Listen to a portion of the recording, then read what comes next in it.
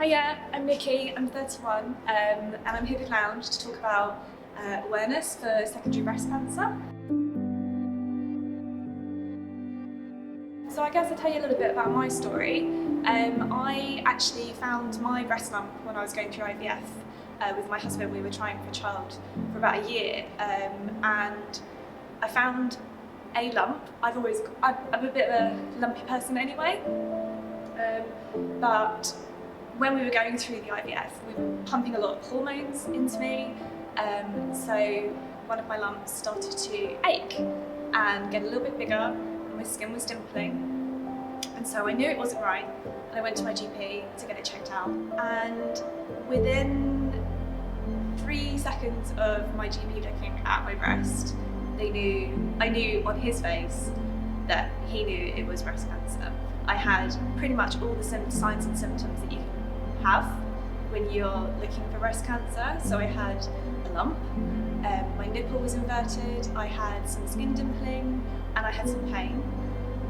So we sent me straight away to the emergency clinic at the hospital, and I went through 10 biopsies, a mammogram, some ultrasounds, some blood tests. I was in clinic for 10 hours. By the end of the day, my consultant had told me that she was 98% sure that it was breast cancer, but we had to obviously wait for the results. In between all of this, I had failed my first round of IVF, which broke my heart, and I was also suffering from back pain. Now, being 30 and not really having the education of secondary breast cancer, I didn't put 2 and 2 together. Cancer could spread. I didn't know. I just didn't know. So when I mentioned that I was having back pain, I was sent for a PET scan. And so I went back into clinic to see the breast surgeon to discuss the amount of chemo I was going to have, what radiation I was going to have, if I needed to have surgery at all. And they sat me down and said that they were really sorry, there was nothing they could do. The cancer had already spread. So the back pain I was experiencing was actually cancer in my spine. And it had spread to most of my skeleton. And so my world completely ended at that point. I had been told that I had lost a potential child, got breast cancer, and it had spread and become incurable within the space of 3 weeks.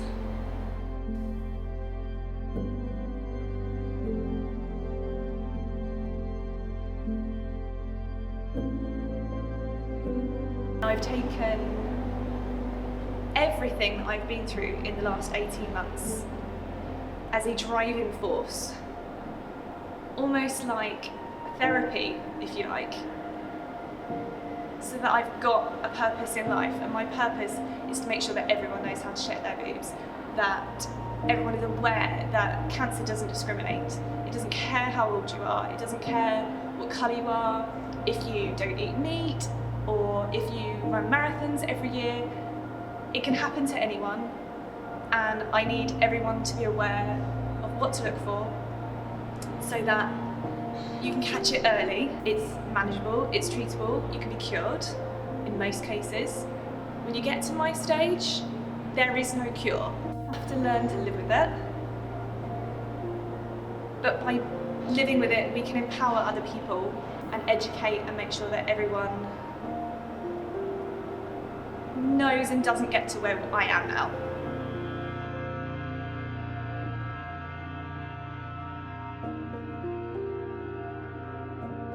Cancer is scary. It's really scary. But it doesn't have to be.